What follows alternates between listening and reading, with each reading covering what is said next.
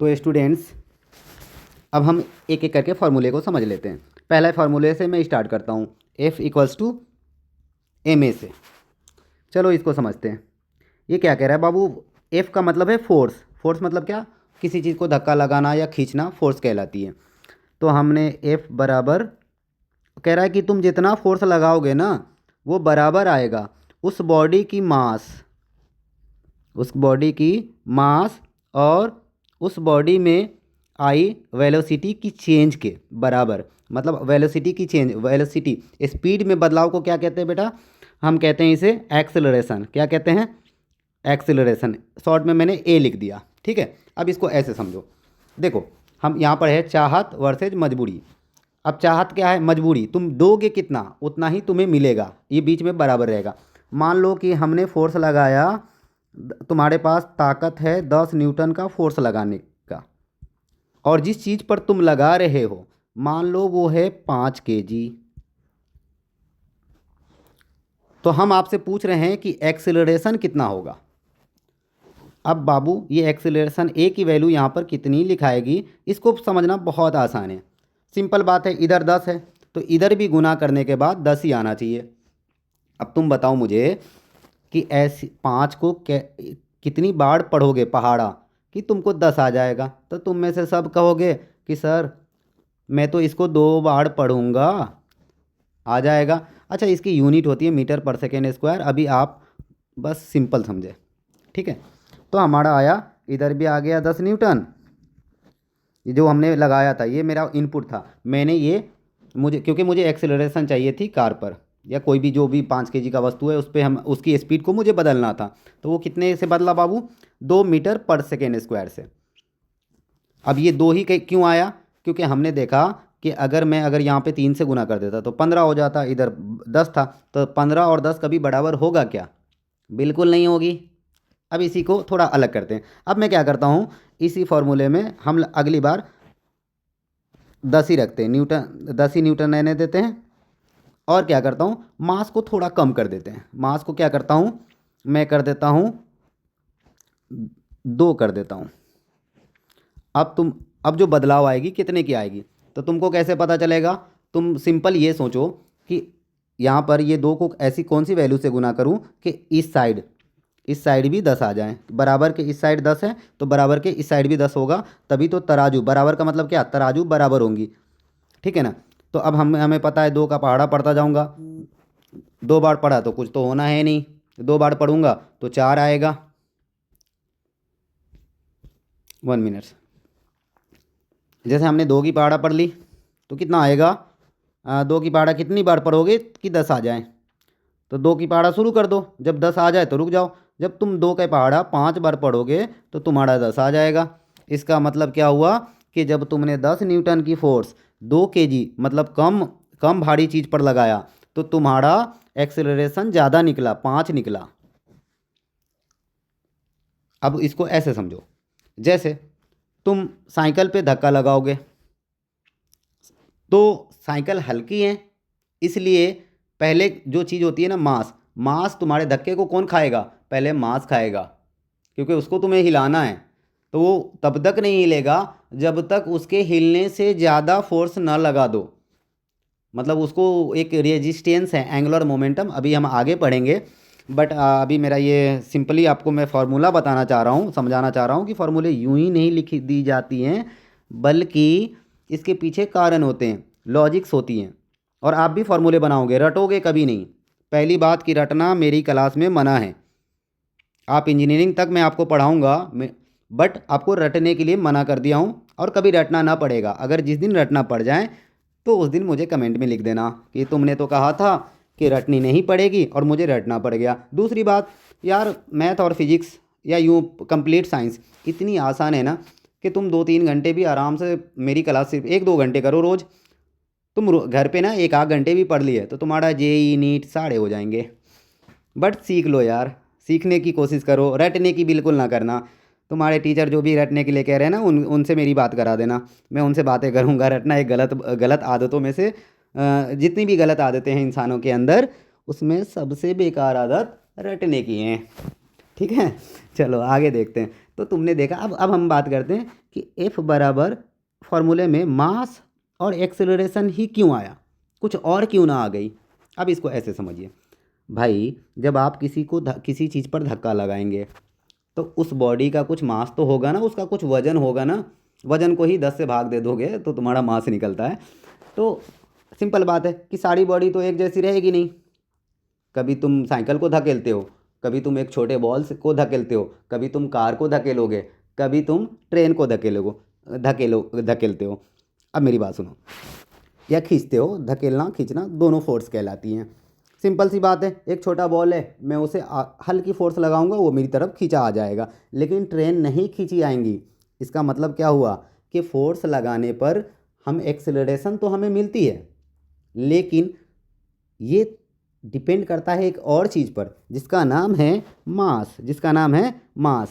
ये बताती हैं कि तुम्हें ये पहले लेगा। जैसे तुम फोर्स लगाओगे, अगर मास बड़ा है, मान लो ट्रेन का मास बहुत बड़ा होता है, तो तुम जब फोर्स लगाते हो ना, तो सारा का सारा फोर्स कौन खा जाता है, मास। कोई स्पीड बदलती ही नहीं है। अगर रुकी हुई ट्रेन है तो रुकी रहेंगी, चल रही हैं तो सेम स्पीड से चलती रहेगी, तुम्हारे धक्का लगाने से तुम एक्सेलरेशन आया ही नहीं। तो फोर्स करती क्या है, सबसे पहली बात आप समझिए कि फोर्स का काम है, जब किसी चीज़ को किसी चीज़ की स्पीड आपको बदलनी रहती है तो आप क्या करते हैं, धक्का लगाते हैं, और धक्का लगाने से स्पीड बदल जाती है। लेकिन हर समय आपके धक्का लगाने से स्पीड नहीं बदलती है। अगर ऐसा होता तो आप जब ट्रेन को धक्का लगा रहे होते तो वो उसकी अगर कोई रुकी हुई ट्रेन होती या चलती ही होती तो उसकी स्पीड बदल जाती, लेकिन बदलती नहीं है। इसका मतलब ये है कि आप स्पीड को बदलने से पहले उसका एक सबसे बड़ा हीरो खरा कौन है, मास। अगर आप पहले, तुम्हारी सारी फोर्स को कौन खाएगा, मास। एक्स्ट्रा बचेगा तो स्पीड को बदलेगा, नहीं बचेगा तो स्पीड बदलेगी ही नहीं, जैसे तुम ट्रेन में देख सकते हो। ठीक है, चलो। तो अब हम समझते हैं कि फोर्स में मास और एक्सेलरेशन क्यों आया, बाकी कोई चीज़ क्यों नहीं आई। क्योंकि इसीलिए जब भी हम फोर्स लगाते हैं तो कुछ भी नहीं करने का इरादा होता है। हमारा इरादा क्या होता है, इसकी स्पीड को बदल देना, या बदलने का मतलब ये होता है घटा देना या बढ़ा देना। अब ये एक्सेलरेशन, अब तुम्हारे पास कार होंगी, बाइक होंगी, उसमें तुमने देखा होगा एक्सीलरेटर होता है। जब तुम उसको दबाते हो एक्सीलरेटर को, तो गाड़ी में ना फोर्स लगती है, जिससे तुम्हारा एक्सेलरेशन बढ़ जाता है, तुम्हारी गाड़ी की स्पीड बढ़ जाती है। अच्छा, तुम्हारे ना जैसे कार में तुमने देखा होगा या बाइक में, तो एक एक्सेलरेटर होता है और दूसरा ब्रेक होता है। दोनों का काम एक्सेलरेट करना ही है। एक क्या करेंगी, जब तुम एक्सेलरेटर पे पाँव रखते हो तो गाड़ी की स्पीड बढ़ती है, और जब तुम ब्रेक पे लगाते हो तो गाड़ी की स्पीड घटती है। और एक्सेलरेशन का डेफिनीशन ही है, अगर कोई भी चीज़ अपनी स्पीड बढ़ा रहा है या घटा रहा है तो उस बॉडी में क्या है बाबू, एक्सेलरेशन है स्टूडेंट्स। बड़ा ही सिंपल है। आप फॉर्मूले रटोगे क्या, तुम ये सोचोगे, फोर्स की जब भी बात आएगी तो तुम ये सोचोगे कि भैया जब भी मैं इस पर फोर्स, किसी चीज़ पर फोर्स लगाऊंगा तो सबसे पहले क्या है कि वो कितना भारी है, उसके पास कितना मास है। अब मुझे जब तुम्हें ट्रेन पे फोर्स लगाना होगा तो तुम समझ जाओगे कि भैया इस पे लगाने से भी मुझे कुछ फ़ायदा, एक्सेलरेशन मिलेगा नहीं, क्योंकि मास इतना हीरो, इतना पावरफुल है कि बिलन एक्सेलरेशन को एक्टिव होने ही नहीं देगा। लेकिन अगर ये मास कम हो जाए, जैसे छोटी एक बॉल ले लेते हैं या एक साइकिल लेते हैं, उस पर तुम फोर्स लगाओगे तो क्योंकि मास हीरो छोटा है, उसके पास ताकत कम है, रेजिस्ट नहीं कर रही है, इसलिए एक्सेलरेशन भयानक होगी। एक छोटी बॉल को लो, तेज फेंक दोगे, एक हेवी बॉल लो, तुम जब उसको उतने ही फोर्स लगा के फेंकोगे पर फिर भी वो जाएंगी स्लो। एक लोहे का बॉल लो और एक प्लास्टिक का बॉल लो, तुम्हें समझ में आ जाएगा। क्लियर हो गया कि हमारे फोर्स वाले फॉर्मूले में मास और एक्सीलरेशन ही क्यों आया, क्योंकि इन दोनों हीरो पहले एंट्री मारता है। क्योंकि यार एक बात बताओ, तुम जब भी तुम फोर्स लगाओगे तो किसी चीज़ पे ही लगाओगे ना, जब भी तुम फोर्स लगाओगे किसी चीज़ पे लगाओगे और उस चीज़ का मास होगा तो पहले कौन एंट्री मारेगा, मास। अगर वो मान लो रुका हुआ है तो उसकी ना रुकी हुई एक ताकत है। उस मान लो ट्रेन है, ट्रेन हाई लेवल, वो बहुत मास है, तो उसके पास ज़्यादा ताकत है, उसमें तुम हल्का धक्का देकर उसको एक्सेलरेट नहीं करा सकते। मतलब ये इसको कुछ मिला ही नहीं, एक्सीलेशन हुआ ही नहीं, जीरो रह गया। सारे तुम्हारे फोर्स, तुम्हारे धक्के किसने खा ली? ट्रेन के हेवी मास ने। ज़िंदगी में हर जगह जब भी जो इक्वेशन, बाकी के इक्वेशन में भी हम देखेंगे स्टूडेंट्स, यही रूल फॉलो होगा। बस आप इसको समझ जाइए।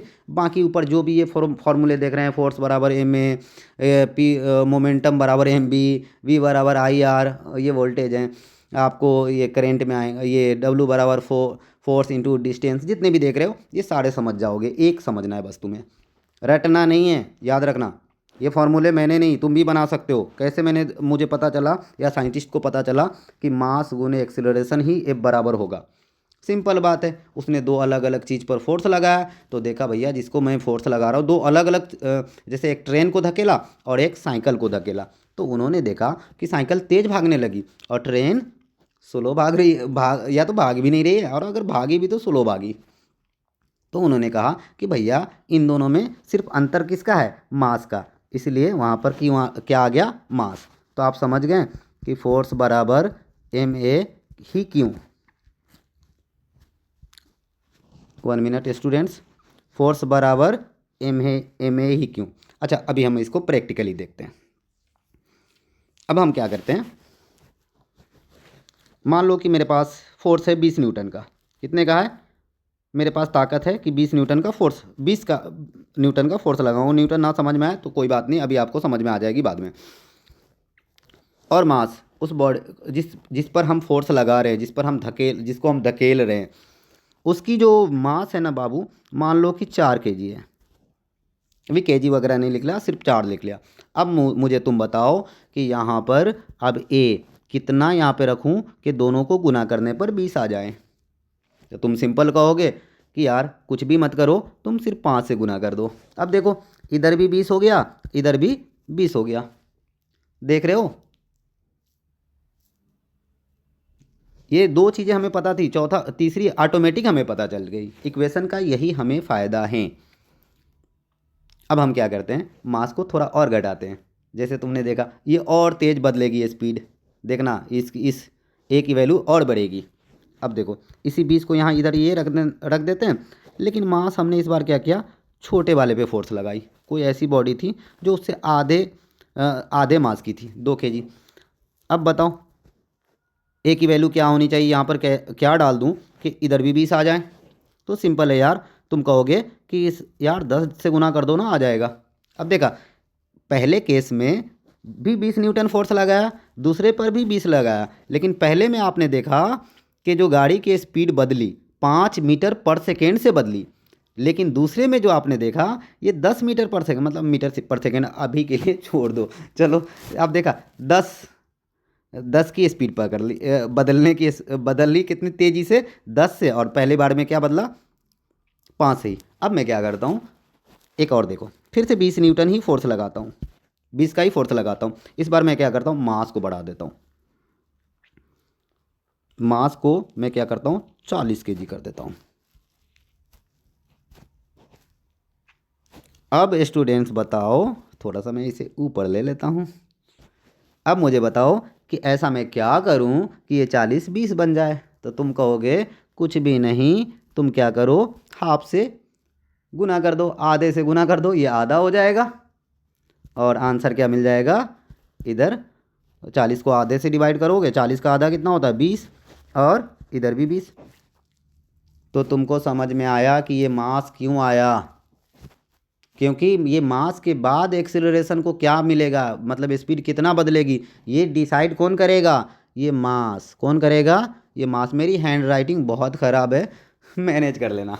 बट एक अच्छी बात यह है कि मेरी क्लास में आपको कभी भी कुछ भी रटना ना पड़ेगा। तुम क्वेश्चन को देखोगे और मैथ के कौन से टूल्स, कौन से हथियार, कौन सी वेपन इस्तेमाल करनी है, क्वाड्रेटिक इस्तेमाल करना है, ट्रिगोनोमेट्री इस्तेमाल करनी है, तुम्हें खुद पता चल जाएगा, या कैलकुलस इस्तेमाल होगा। बहुत मज़ा आने वाला है इस सफ़र में। बस आप जुड़े रहें और कमेंट करना मत भूलना, कर देना, मज़ा आएगा। मेरी हैंड राइटिंग पे ज़रूर करना कि कितना ख़राब हैंड राइटिंग मैंने कहाँ से गेन कर ली। चलो तो पहला फार्मूला फोर्स बराबर एम ए सीख लिया तुमने। क्यों पता चला ना कि मास पहले एंट्री होती है भैया। तुम किसी चीज़ पर फोर्स लगाओगे तो उसकी तो कोई मास होगी ना, वो छोटा मान लो हल्का हो सकता है, भारी हो सकता है। तो ये भारी हल्का अंतर ला रही है ना, डिफरेंस ला रही है। एक्सेलर अगर भारी हुआ तो एक्सेलरेशन कम होगा, मतलब स्पीड में बदलाव कम होगी। एक्सेलरेशन कोई अलग चीज़ नहीं है, ये सिर्फ एक नाम है। एक्सेलरेशन का मतलब क्या, कि तुम्हारी स्पीड किस हिसाब से बढ़ेगी या किस हिसाब से घटेगी, बस इतना है ना। अगर ना तुम्हारी स्पीड बढ़ रही है और ना घट रही है तो इसका मतलब क्या है, एक्सेलरेशन जीरो है। मतलब तुम्हारी स्पीड एकदम कांस्टेंट है, ना बढ़ रही है ना घट रही है। चलो अगर पहला फॉर्मूला तुम समझ गए कि ये फॉर्मूले में एम और ए ही क्यों आया, तो दूसरे की तरफ चलते हैं। अब हमारा दूसरा फार्मूला है क्या है, मोमेंटम का। आप समझते हैं कि मोमेंटम क्या है ना। अब हमारा अगला फार्मूला है, मैं लिख दूं मोमेंटम। मोमेंटम बराबर एम इंटू वी। चलो इसको भी समझ लेते हैं। सबसे पहले समझते हैं कि मोमेंटम होता क्या है। देखो यार, मोमेंटम को सिंपली ऐसे समझो कि जब कोई चीज़ किसी चीज़ से टकराएगी तो कितना नुकसान करेगा, खुद का और सामने वाले का, है ना। क्योंकि यहाँ तो take and give rule, nature क्या करती हैं, कुछ देती हैं तो कुछ ले लेती हैं। जितना देगी उतना ही लेगी भी, है ना। इसीलिए बीच में देख रहे हो हर जगह बराबर है, बराबर का साइन ही बता रहा है। ये बराबर क्या बता रहा है कि एम ए मिला और तुमने दिया क्या, फोर्स दिया। आपने यहाँ देखा ना कि 20 न्यूटन की फोर्स तुमने दी, 20 की फोर्स तुमने दी, तो तुमको इसके बदले ये 10 की एक्सीलेशन मिला। और 10 की ही क्यों मिला, यहाँ पे देखो, तुमने 20 न्यूटन का दिया तो तुम्हें यहाँ पे 5 का एक्सीलेशन, बदलाव कितना का हुआ, 5 मीटर पर सेकेंड स्क्वायर से बदली तुम्हारे ऑब्जेक्ट की स्पीड। बट ये किस पे, एक चीज़ और पे किस पे डिपेंड कर रही थी, इसके मास पर। चलो अब मोमेंटम को देखते हैं। अगर ना समझ में आए तो कमेंट में लिख देना। अब मोमेंटम को देखते हैं। अब देखो बेटा, होता क्या है कि स्टूडेंट्स, मोमेंटम का सिंपल मतलब ये है कि किसी चीज़ को, मान लो एक बॉल है, उसको मैं उठाकर तुमको मारूं तो तुमको चोट कितना लगेगा। अब इसमें क्या क्या आएगा, पहले हम देखते हैं मोमेंटम में आएगा क्या। ये फॉर्मूले को भूल जाओ। मोमेंटम को हम शॉर्ट में पी लिखते हैं। मोमेंटम को क्या लिखेंगे शॉर्ट में, पी। शॉर्ट में हम मोमेंटम को क्या लिखेंगे, पी। क्योंकि मोमेंटम एम के लिए एम नहीं लिया यहाँ, हालांकि इस टर्म का पहला लेटर एम है, यहाँ एम लेना चाहिए था, लेकिन मैंने एम के लिए मास ले ली है, इसलिए इसके लिए पी एक नाम दिया। तो मोमेंटम खतरा किन दो चीज़ों से होगी, देखते हैं कि किसी भी चीज़ का नुकसान किन किन बातों पे डिपेंड करती है। तो सिंपल सी बात है, मान लो कि कोई एक हल्की चीज़ मेरे से आके टकरा जाए और कोई भारी चीज़ टकरा जाए, तो मुझे ज़्यादा नुकसान किस में होगा। आप सभी कहेंगे कि सिंपल बात है कि भारी चीज़ अगर आपसे टकराएगी, सेम स्पीड दोनों की हुई, तो भारी चीज़ तुम्हारा ज़्यादा नुकसान करेगा। इसका मतलब भारी का मतलब क्या, नुकसान में मास शामिल है। अगर मेरे ऊपर कोई 100 kg का पत्थर फेंक दे, सिंपल बात है, और कोई 100 ग्राम का फेंक दे, तो 100 kg वाले मुझे ज़्यादा नुकसान करेंगे। इसका मतलब पहली बात समझ में आ गई कि मोमेंटम में मास नुकसान करेगा। मास जितना बड़ा होगा नुकसान उतना बड़ा होगा। इसीलिए पहला चीज़ क्या आ जाएगा बेटा, ये आएंगे मोमेंट एम, मास क्यों आया, समझ में आ गई। क्योंकि भैया नुकसान में मास शामिल है। अगर आपको ट्रक से टकरा जाते हो तो ट्रक ज़्यादा नुकसान करता है, और अगर आप मच्छर से टकराते हो तो मच्छर कम नुकसान करती है। और इन मच्छर और ट्रक में सिर्फ अंतर किसका था, मास का। एक भारी थी और एक कम थी, इसलिए जब भी कितना नुकसान करेगा उसका भारीपन या हल्कापन दिखाएगा। अगली बात, ये वी क्या है, ये वी क्यों आया। तो देखो, अब मैं क्या करता हूँ कि तुम्हें ट्रक से जाके सिर्फ हल्का सा सटाता हूँ, हल्की स्पीड में, एकदम 2 मीटर पर सेकेंड की स्पीड से ट्रक आ रही है, तुमसे टच हो गई, ट्रक का मास क्योंकि बहुत बड़ा है लेकिन उसकी स्पीड बहुत कम है, वेलोसिटी क्या है, बहुत कम है, तो वो आपको। और एक ऐसी चीज़ है, मान लो आप साइकिल साइकिल आ रही है 2 लाख 3 लाख किलोमीटर प्रति घंटा की रफ्तार से, इतनी रफ्तार से आ गई, मास भले उसका छोटा है लेकिन रफ्तार इतनी हाई है। अब बताओ नुकसान तुम्हें कौन करेगा? आप सभी कहेंगे कि इस बार ना ट्रक ज़्यादा नुकसान नहीं करेंगी, कौन करने वाली है? साइकिल। तो हमने देखा है स्टूडेंट्स कि मास तो एक फैक्टर था ही, लेकिन दूसरा फैक्टर भी है जो हमें नुकसान कर रही हैं, उसका नाम क्या है? बताओ दूसरी कौन चीज़ है जो हमें और जो खतरनाक बना सकती है? वो है वेलोसिटी। दूसरी क्या चीज़ है स्टूडेंट? वेलोसिटी, उसकी स्पीड। अब वेलोसिटी क्या होता है आगे अगली क्लास में देखेंगे। तो ये भी अब आप तुमको समझ में आ गया कि भैया अच्छा तुमको क्या चाहिए था? मोमेंटम। अच्छा इसे ऐसे समझो। तो अब बताओ मास बढ़ेगा, बड़ा हुआ तो भी मोमेंटम बढ़ेगा। देखो अब इन दोनों को ऐसे समझो, पी का एम और वी से सीधा रिश्ता है या टेढ़ा? देखिए पी के सामने, बराबर के सामने, ये देखिए दोनों सी के पी के सामने आ रहा है। जैसे यहाँ पे देखो एम के साथ एफ के साथ दोनों सामने आ रहा है, इसका मतलब एफ का रिश्ता क्या है? मास के साथ सीधा है। अगर मास बढ़ा तो आपको एफ भी बढ़ाना पड़ेगा, और अगर आप ए बढ़ाना चाहते हो उसके लिए भी एफ को बढ़ाना पड़ेगा। फोर्स जितना बढ़ाएंगे उतना ज़्यादा क्या होगा? एक्सेलरेशन बढ़ेगी। क्यों? क्योंकि दोनों आमने सामने हैं। लेकिन अगर ऐसा होता कि एफ ऐसा कुछ होता, मान लो कि एफ बराबर होता ऐसा एम बाई ए, तो तुम समझ रहे हो अगर तुम फोर्स को बढ़ाते तो ए घट जाता, बट ऐसा होता नहीं है, मैंने ऐसे लिख दिया, सिंपल बात है। क्यों? क्योंकि इन दोनों का रिश्ता उल्टा है। इन दोनों का रिश्ता कैसा है बेटा? उल्टा है। तो उल्टा होगा ना तो एक घटेगी दूसरी बढ़ेगी। अब यहाँ पे थोड़ा सा देखते हैं। अब यहाँ पे देखो, तुम क्या करो, मास को भी बढ़ाओगे तो भी खतरा बढ़ेगा, तुम्हें चोट तेज लगेगी, या स्पीड बढ़ा दोगे तो भी तुम्हें चोट जो है ना बहुत तेज लगने वाली है। इसीलिए ये दोनों आमने सामने आया। मोमेंटम पी के आमने सामने, बराबर के उस पार आमने सामने क्यों आया? क्योंकि दोनों ही मोमेंटम खतरा को बढ़ाने की कैपेसिटी रखता है। अगर वी की वजह से खतरा कम जाता तो वी बट गुना में ना आकर कहाँ आती बाबू? बटा में आती। तो ये गुना का साइन क्यों हुआ? आपको समझ में आ गई ना बातें? अब बताओ कोई ऐसी तीसरी चीज़ है क्या कि जो आपके खतरा को बढ़ा दे? नहीं है। आप ही बताएं ना कि किसी चीज़ का कोई कोई किसी भी चीज़ से टकराते हैं तो दो ही चीज़ तो हम उसको उसका देखते हैं कि भाई वो कितना भारी चीज़ है, से टकराया मैंने, और उसकी स्पीड कितनी थी। अगर बहुत ज़्यादा स्पीड हुई तो भी मेरे को मार डालेगा, और अगर उसका मास ट्रेन वरेन जैसा हुआ तो कम स्पीड में भी मार डालेगा। मतलब जो भी बढ़ेगा अगर मास भी बढ़ा तो भी खतरा बढ़ा, और वेलोसिटी बढ़ी तो भी खतरा बढ़ा। चलिए दूसरे फार्मूले को अगर आपने समझ लिया है तो हम चलेंगे तीसरे फार्मूले की तरफ। याद मत कर लेना, पी मोमेंटम बराबर क्या होता है? मोमेंटम मतलब खतरा, और खतरा दो बातों पे डिपेंड करती है कि वो कितना भारी है और उसकी स्पीड कितनी है। यही तो फॉर्मूले भाई, इसको याद क्या रखना है? एक तरफ क्या है? खतरा, और दूसरी तरफ क्या है? ऐसे समझे इसको, ऐसे समझे इसे। मैं दोबारा समझाता हूँ, सिंपल है। मोमेंटम आपको क्या चाहिए? चाहत क्या है आपकी? मोमेंटम, खतरा। ये डिपेंड किस पे करेगा? मास गुने वेलोसिटी।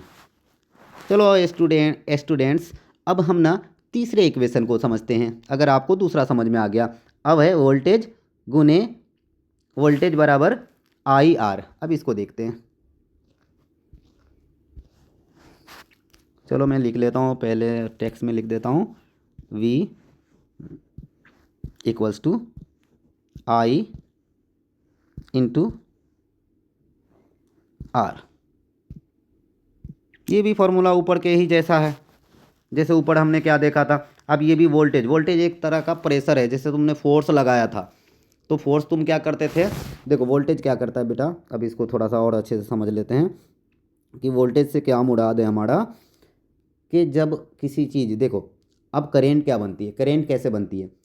आप क्या करते हो, इलेक्ट्रॉन को आगे की ओर, अब इलेक्ट्रॉन को जो पहले जो पोजीशन थी उससे आगे शिफ्ट कराते हो या पीछे शिफ्ट कराते हो, आगे पीछे शिफ्ट कराते हो, उसके ओरिजिनल जगह से हटाते हो। और आपने देखा ऊपर कि किसी भी चीज़ को अगर आप उसके ओरिजिनल पोजीशन से हटाना चाहते हैं तो आपको उसके लिए एक धक्का या खींचना पड़ेगा, मतलब फोर्स। यहाँ पर चार्ज है तो यहाँ पर फोर्स को उस फोर्स को हम वोल्टेज कह देते हैं, उस फोर्स को धक्का देने वाले को वोल्टेज कह देते हैं। होता क्या है बेटा कि आपका जो वायर है ना उसमें इलेक्ट्रॉन मौजूद हैं, बट जब आप उसको छूते हो तो करंट नहीं लगता है। अगर आप उस इलेक्ट्रॉन को किसी तरह चला दो तो अब वो वायर वायर में करंट आ जाएगा। अब छुओगे तो तुम्हें होश उड़ा देगा तुम्हारा। अब जैसे कि हर यहाँ पर भी देखे, जैसे यहाँ पर मास था कि अगर मास बड़ा हुआ तो आपका वेलोसिटी घट जाएगा। मास बड़ा हुआ तो भी मोमेंटम बढ़ेगा और सॉरी, चलो अब इसको समझते हैं V बराबर आई आर को। ये क्या कहता है इसको ज़रा समझ लेते हैं। यहाँ हमें लिखा हुआ है V बराबर आई आर। ये क्या कह रहा है कि जब तुम वोल्टेज लगाओगे तो तुम्हें करंट मिलेगा, पर कितना मिलेगा ये डिपेंड करेगा रेजिस्टेंस R। कैसे, यहाँ पे भी यही कह रहा था ना, ये फॉर्मूले पे आओ।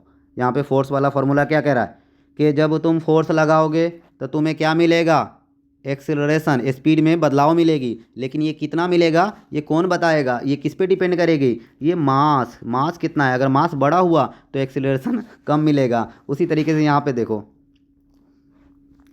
यहाँ पर तुमने अगर मास बड़ा हुआ तो एक्सेलरेशन बड़ा मिलेगा, सॉरी मास बड़ी हुई तो एक्सेलरेशन छोटी हो जाएंगी, कम हो जाएंगी, क्योंकि ये दोनों का गुना मिलकर बराबर होना चाहिए। अगर तुम इसको बढ़ा दो तो ये घट जाएगा और अगर इसको बढ़ा दो तो ये घट जाएगा। ये दोनों ऐसे ही है।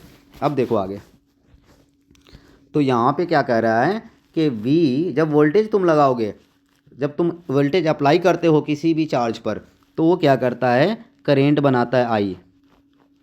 क्योंकि आप क्या करते हैं, वोल्टेज लगाते तो इलेक्ट्रॉन को चला देते हैं, और चलाने के लिए अब ये डिपेंड करता है कि आप अब इलेक्ट्रॉन कितना तेज़ चलेगा ये डिसाइड करेगी ये R। जैसे यहाँ आपने देखा कि एक्सेलरेशन कितना बनेगा, ऊपर देखा था ना एक्सेलरेशन कितना होगा, स्पीड में कितनी बदलाव होगी, ये कौन बताएगा, ये कौन डिसाइड करता है, उसका मास कर रहा था। यहाँ पर हमारा डिसाइड करेगा रेजिस्टेंस।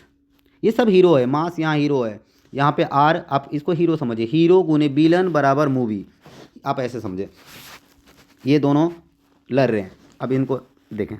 अब मान लीजिए कि आपने वोल्टेज लगाई, वोल्टेज 20 दिया, 20 वोल्ट की वोल्टेज दी, और रेजिस्टेंस R की वैल्यू मान लीजिए कि इसकी वैल्यू, रेजिस्टेंस की वैल्यू 10 है। अब मैं तुमसे पूछूं कि बताइए कि 20 वोल्ट की वोल्टेज देने पर करंट कितना होगा अगर रेजिस्टेंस 10 है। तो आप सिंपल कहेंगे कि ये तो बड़ा आसान है, एक तरफ 20 है तो इधर भी बराबर के इस पार भी 20 ही होना चाहिए। और 10 को मैं 2 से ही एक ही ऐसा नंबर है जिससे मैं गुना करूँगा तो 20 आएगा, जो है 2। समझ में आया कि अगर आप किसी ऐसे वायर में जिसका रेजिस्टेंस 10 हो उस पर 20 वोल्ट की वोल्टेज अप्लाई करेंगे, क्या करेंगे, 20 वोल्ट की वोल्टेज, तो उसमें करंट कितना आएगा, 2 एम्पियर का। लेकिन अब सोचो कि फिर से 20 वोल्ट दूं, लेकिन ऐसे वायर को दूं जिसका रेजिस्टेंस 20 है। तो अब तुम मुझे बताओ यहाँ पे ऐसा क्या नंबर से गुना करूं कि इस साइड भी 20 ही रह जाए। तो तुम सिंपल कहोगे कि एक ही ऑप्शन है, तुम 1 से करो। तो अब आपने देखा कि रेजिस्टेंस बढ़ा, जैसे ये बढ़ा I करंट को घटा दी ना। अब क्या मिला, इधर 20, एक ही एम्पियर की करंट मिली। क्लियर हो गया। अब हमने हर जगह क्या देखा कि यहाँ पर एक हीरो बैठा हुआ है। जैसे यहाँ पे फोर्स पे मास, कि मैं जब फोर्स का मतलब ये होता है कि जब आप किसी चीज़ पर फोर्स लगाते हैं ना तो उसकी स्पीड बदलनी चाहिए, लेकिन कितना बदलेगा ये डिसाइड कौन कर रहा है, उसमें बैठा एक हीरो। जैसे ये मास ट्रेन पे आपने लगाया, स्पीड तो बदली ही नहीं, क्योंकि हीरो इतना पावरफुल था ट्रेन, बदलने नहीं दी ये स्पीड को। उसी तरीके से यहाँ पर आ जाओ आगे, यहाँ देखो मोमेंटम वाले केस मैंने डिस्कस की थी क्या, 1 मिनट। यहाँ देखो, यहाँ इसके इस एग्जांपल को मैंने लिया नहीं, अभी देखते हैं, ले लेंगे इसके भी एग्जांपल थोड़ा सा। स्टूडेंट्स, तो आपको V बराबर आई आर ये सब फार्मूले कैसे बन रहे हैं समझ में आ रही है कि एक उसमें हीरो है और बाकी दूसरे को क्या मिलेगा, वो हीरो से जो बच जाएगा वो दूसरे विलन को मिल जाएगा। ठीक है ना। अब देखिए, जैसे हीरो को ना पहले लिखता हूँ। अब चलिए एक और केस लेते हैं। मैंने क्या करा, इस बार ना 100 वोल्ट की वोल्टेज दूंगा और जिस वायर में मैं दे रहा हूँ वोल्टेज उसका रेजिस्टेंस मान लो 40 ओम की है। अब तुम मुझे बताओगे कि उसमें करेंट कितना होगा, करेंट यहाँ पे बीच वाली वैल्यू क्या होंगी। तो तुमको क्या सोचना है कि इस साइड तो 100 है और इस साइड 40 है। अब तुम 40 में ऐसा कौन से नंबर से गुना कर दूं जो यहाँ पर दोनों को गुना करने पर 100 आ जाए। तो आप देखेंगे 40 दूना 80 और 40 का आधा कितना होता है, तो आप कहेंगे 20। इसका मतलब 2.5 बार आपको पढ़ना पड़ेगा। यहाँ पे आपको क्या रखना पड़ेगा, 2.5। इसको क्या बोलते हैं, 2.5 बोलते हैं ना, 2.5। तो इनको गुना करो या 5/2 कर लेते हो, चलो अभी मैंने सॉल्व। तो इनको गुना करोगे ना तो तुम्हारा 100 ही आएगा। इधर भी 100 इधर भी 100। बताओ ये बराबर होल्ड कर रहा है कि नहीं। ये बराबर को होल्ड करना ही होगा, ऐसा नहीं हो सकता यहाँ 5 लिख दो तो यहाँ 3 लिख देता तो यहाँ 120 हो जाती। तो 120 और 100 कभी बराबर हो सकते क्या, तुमने गलत सॉल्व कर दी। ठीक, चलो 3 फार्मूले अगर समझ में आ गया तो चौथा बताता हूँ। फिर ना लाइव अगर मैं देखता हूँ सामने, अगर लाइव हमारी आ गई तो उसमें अपन बहुत क्वाड्रेटिक इक्वेशन की ना आज गर्दे उड़ा देंगे और मज़ा आ जाएगा। क्वाड्रेटिक इक्वेशन आपने आप जैसे पढ़े हो ना वो तो बोरिंग था। क्योंकि आपको मैं एक बात पूछूं कि आपके टीचर ने क्या आपको ये बताया, जैसे क्वाड्रेटिक इक्वेशन का जनरल फार्मूला होता है ax² + bx + c = 0। आप ये तो पढ़ लिए हैं, इसका रूट्स आपको निकालने आता है, लेकिन आपको ये नहीं पता कि ये ax² क्या काम करता है, bx की क्या मतलब है और c की क्या मतलब है। सिंपल अभी एक ट्रेलर दिखा देता हूँ, ax² को क्लियर करता हूँ, बाकी को बाद में देखेंगे। देखो यार, जब तुम एक गेंद को ऐसे मारते हो ना, ये मेरा मान लो, सॉरी, होता क्या है कि ये ना तुम एक ये हमारा सरफेस है ना, तुम बैट्समैन हो, यहाँ पर एक गेंद है, तुम इसको ऐसे मारते हो, ये bx है। तुमने जो हिट किया ना, सीधा मारा ऊपर की ओर, ये bx था, सीधा जा रहा है ना। लेकिन तुम्हारा गेंद ये सीधा नहीं जाएगा, ये ऐसे ऐसे करके इधर गिरेगा, ये कर्व बनाएगी, मुड़ेगी। तुम देखते हो ना, तभी तो कोई गेंद ऊपर जाती है तो क्या हमेशा ऊपर रह जाती हैं। अगर सिर्फ bx होता तो वो तो सीधा भाग जाता, वो कभी लौटता ही नहीं तुम्हारा गेंद। लेकिन ये ax² बता रहा था कि bx भागने की कोशिश में है, बट ax² उसको मोड़ के वापस ला रहा है। समझ में आई। अभी सामने डिस्कस करेंगे। चले एक और फार्मूले में आपको बताता हूँ, फिर मैं सामने मिलता हूँ आपसे। चलो अब वर्क वाला ले लेते हैं। वर्क बराबर क्या है, फोर्स गुने डिस्टेंस, है ना। तुम्हारा एक फार्मूला है ना, ये सब 9th है, सामने आना, मैं 11th पढ़ाऊँगा, मज़ा आएगा वहाँ पर। मैं वर्क को ना अभी आपको सिर्फ 1 डिग्री पे घूमने दे रहा हूँ, बाद में पूरे एंगल अलाउ कराऊँगा सामने। तो वर्क बराबर क्या है बेटा, फोर्स इंटू डिस्टेंस, डिस्प्लेसमेंट, ये डिस्प्लेसमेंट है, डी का मतलब डिस्प्लेसमेंट, कितना आगे बढ़ा। अब समझिए, अब क्या है, मान लो कि तुमने 20 न्यूटन की फोर्स लगाई, जिस चीज़ पे भी लगाया वो मान लो 4 मीटर आगे गया। ये मीटर वेटर अभी यूनिट को हटाओ, तो तब मैं कहूँगा वर्क तुमने कितना किया, बता दोगे। तुमने वर्क कितना किया, तुमने फोर्स कितना लगाया, तुमने धक्का कितने का लगाया, उस ऑब्जेक्ट पे तुमने धक्का लगाया 20 न्यूटन की, मान लो 20 की लगाया, अभी न्यूटन छोड़, और उसकी जो क्या कहते हैं इसको, वो गया कितना, 4 मीटर या 4 यूनिट आगे बढ़ा। तो तुम बताओ वर्क कितना हुआ। अरे सिंपल है, इधर गुना करो, 20 × 4 कितना होता है, 80। ठीक है, अब मैं अगला सवाल लेता हूँ, चलो इसी फॉर्मूले पे करो। अब एक बात है कि काम हुआ 100 का, मान लो वर्क यूनिट जूल है होती हैं, लेकिन मैं सीधा 100 लिख देता हूँ। 100 काम 100 का हुआ है ना। अब देखते हैं, अब तुमने फोर्स लगाया 50, तो तुम बताओ दूरी कितना तय किया होगा, कितनी यूनिट, तो तुम कहोगे 2 यूनिट। 100 यूनिट तुमने वर्क हुआ, तुम्हारा 100 यूनिट वर्क हुआ, फोर्स तुमने कितना यूनिट यूज किया था, 50। तो तीसरी बात ऑटोमेटिक पता चल गई कि भैया दूरी कितना गया होगा, 2 यूनिट आगे बढ़ी होंगी या पीछे हुई होंगी। वो तो आगे पीछे, माइनस होता तो पीछे और प्लस है तो इसका मतलब है आगे बढ़ा है। तो 100 बराबर 100 हुआ। तो देख रहे हो मैथमेटिक्स कितनी आसान है, ये तो बच्चों का खेल है यार। फॉर्मूले में कैसे यही दोनों आया, क्योंकि सिंपल सी बात है कि ये फॉर्मूले में एफ ही तो, जब किसी चीज़ को धकेलोगे कितना तेज धकेल रहे हो और वो कितना आगे जा रहा है। क्लियर हो गया। चलो आगे बढ़ते हैं, एक और फॉर्मूले ले लूँ।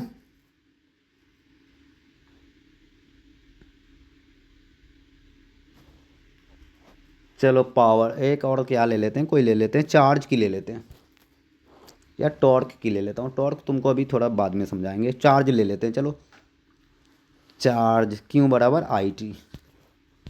अब एक और फार्मूला है हमारा, पांचवा फार्मूला ये है, क्यू इक्वल्स टू आई गुने टी। ये कह रहा है कि कोई भी पाइप से कितना चार्ज आगे भाग गया। जैसे मान लो कि मेरे घर से कितना चार्ज, मेरे मान लो कि मैं ऐसे समझे इसे, एक वायर है ये मान लो वायर है, और इस जगह से इलेक्ट्रॉन चार्ज जा रही है, चार्ज जाएगी तभी करंट आएगा। तो ये चार्ज कितना गया, ये कितना कैसे पता चलेगा कि करंट कितना गया है और कितने टाइम तक गया है। अब ऐसे मुझे तुम बताओगे कि मान लो कि हमारा चार्ज ख़त्म हो गया 200 चार्ज मेरा निकल चुका है और करंट थी 50 यूनिट की एम्पियर की करंट चल रही थी। तो तुम मुझे बता सकते हो क्या कि करंट कितने देर चली होगी, मतलब ये करंट कितना देर रहा होगा, मुझे ये बता दो। चार्ज क्योंकि अब इधर 200 हैं तो इधर भी 200 होने के लिए टी की वैल्यू क्या लूँ कि गुना करने में 50 का गुना करूँ और 200 इधर भी आ जाए ताकि हमारा इक्वल ये तराजू बराबर हो जाए। तो आप कहेंगे कि 50 का पहाड़ा 4 बार पढ़ दो यार, सिंपल है। तो इधर भी आ गई 200 और इधर भी आ गई 200 आ गए ना। अब दोनों बराबर हैं। तो देखा स्टूडेंट्स कितने आसान है। और मैं एक आपको क्वाड्रेटिक का कॉन्सेप्ट दिया। शाम में या तो अगर लाइव हो गई तो लाइव मिलते हैं, अदरवाइज रिकॉर्ड करके हम वीडियो डाल देंगे। और आखिर वादा करता हूँ कि बहुत सारी पोल्स खुलने वाली है, बहुत सारी चीज़ें दिखने वाली हैं।